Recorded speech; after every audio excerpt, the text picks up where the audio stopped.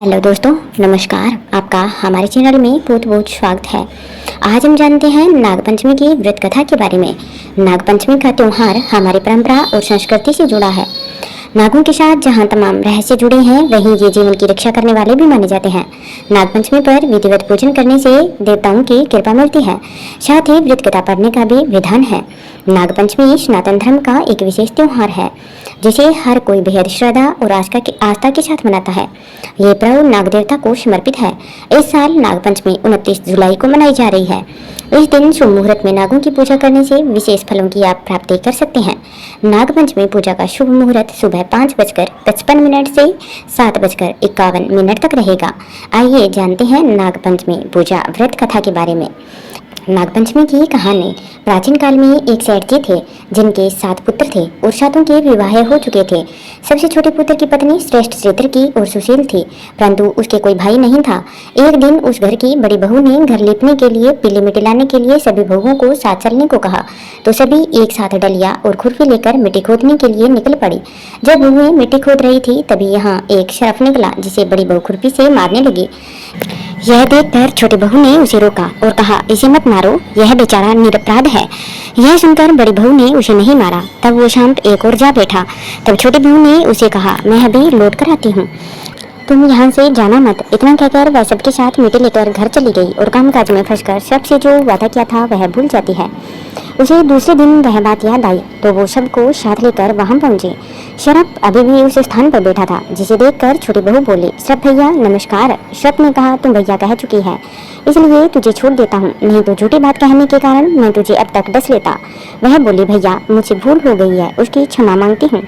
तब शरफ बोला, अच्छा तो आज से मेरी बहन है और मैं तेरा भाई, तुझे मुझे जो मांगना हो मांग ले। वह बोली, मेरा कोई भैया नहीं है, अच्छा हुआ तुम मेरे भाई बन गए। कुछ दिन व्यतीत होने पर वह सांप मनुष्य का रूप रखकर उसके घर आया और बोला कि मेरी बहन को भेज दो। शब ने कहा, इसका कोई भाई नहीं है, फिर तुम कौन हो?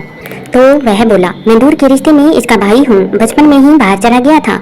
उसके विश्वास दिलाने पर परिवार के लोगों ने छोटे को उसके साथ भेज दिया। उसने मार्ग में बताया कि वही शरफ है, मैं वही शरफ हूँ, इसलिए तुम डरना मत और जहाँ चलने में कठिनाई हो वहाँ मेरी पूंछ पकड़ लेना।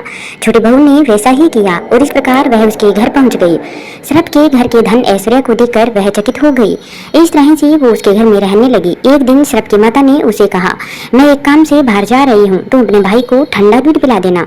उसे इस बात का ध्यान नहीं रहा और उसने शाम को गर्म दूध पिला दिया, जिससे उसका मुख चल गया। यह देखकर शरफ की माता को गुस्सा आ गया, परंतु शरफ के समझाने पर वह चुप हो गई। तब शरफ ने कहा कि भाई को अब उसके घर भेजना चाहिए। तब शरफ और उसके पिता ने उसे बहुत सा सोना, चांदी, जवाहरात, वस्त्र, भूषण आदि देकर घर पहुंचा दिया। इतना ढेर सारा धन देकर बड़ी बहू उसे जलने लगी और कहने लगी कि तेरा भाई तो बड़ा धनवान है, तुझे तो उसे और भी धन लाना चाहिए। शरफ ने जब ये वचन सुना तो उसने सब वस्तुएं सोने की लाकर दे दी। यह देखकर बड़ी बहू ने कहा, इन वस्तुओं को झाड़ने की झाड़ू भी सोने की होनी चाहिए। तब शरफ ने झाड़ू भी सोने की लाकर दे दी। शरफ ने छोटी बहू को हीरो मणियों का एक अद्भुत हार दिया, जिसकी प्रशंसा उस राज्य की रानी ने भी सुनी और वो राजा से बोली कि सेठ की छोटी बहू का हार मुझे चाहिए। राजा ने मंत्री को हुक्म दिया कि उससे वह हार तुरंत ही ले आओ। मंत्री ने सेठ जी से जाकर कहा कि महारानी जी छोटी बहू का हार पहनेंगी, वह हमें दे दो। सेठ जी ने डर के कारण छोटी बहू से हार लेकर उन्हें दे दिया। छोटी बहू को यह बात बहुत बुरी लगी। उसने अपने श्याम भाई को याद किया और उसे प्रार्थना की, भैया रानी ने हार छीन लिया है, तुम कुछ ऐसा करो कि जैसे ही रानी वो हार पहने वह शरफ बन जाए और जब वह मुझे लौटा दे तब वो हार हीरों और मणियों का हो जाए। शरफ ने ठीक वैसा ही किया। जैसे ही रानी ने हार पहना वैसे ही वह शरफ में बदल गया। यह देखकर रानी चीख पड़ी और डर गई। यह देखकर राजा ने सेठ के पास खबर भेजी कि छोटी बहू को तुरंत भेजो। सेठ जी स्वयं छोटी बहू को लेकर राजा के दरबार में उपस्थित हुए। राजा ने छोटी बहू से पूछा, तूने क्या जादू किया है, मैं तुझे दंड दूंगा। छोटी बहू बोली, राजन धृष्टाता क्षमा कीजिए, ये हार ऐसा ही है कि मेरे गले में हीरो और मणियों का रहता है, अगर इसे कोई पहनता है तो ये उसके गले में शरफ बन जाता है। यह सुनकर राजा ने वह शरफ बना हार उसे देकर कहा, अभी पहनकर दिखाओ। छोटी बहू ने जैसे ही उसे पहना वैसे ही हीरो मणियों का हो गया। यह देखकर राजा ने प्रसन्न होकर उसे बहुत सी मुद्राएं भी और पुरस्कार भी दिया। छोटी वह अपने हार और इन सहित घर लौट आई। उसके धन को देखकर बड़ी बहू ने ईर्ष्या के कारण उसके पति को शिकाया कि छोटी बहू के पास कहीं से धन आया है। यह सुनकर उसके पति ने अपनी पत्नी को बुलाया और कहा कि ठीक ठीक बता, ये धन कहाँ से आया है। तब वह स्त्री फिर से अपने शरफ भाई को याद करने लगी।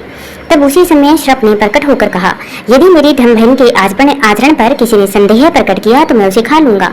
यह सुनकर छोटी बहू का पति बहुत प्रसन्न हुआ और उसने श्रप देवता का सत्कार किया।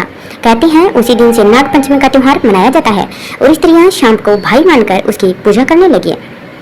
अगर आपको हमारी कहानी अच्छी लगी हो तो हमारे चैनल को लाइक करें और सब्सक्राइब भी अवश्य ही करिएगा। बहुत बहुत धन्यवाद।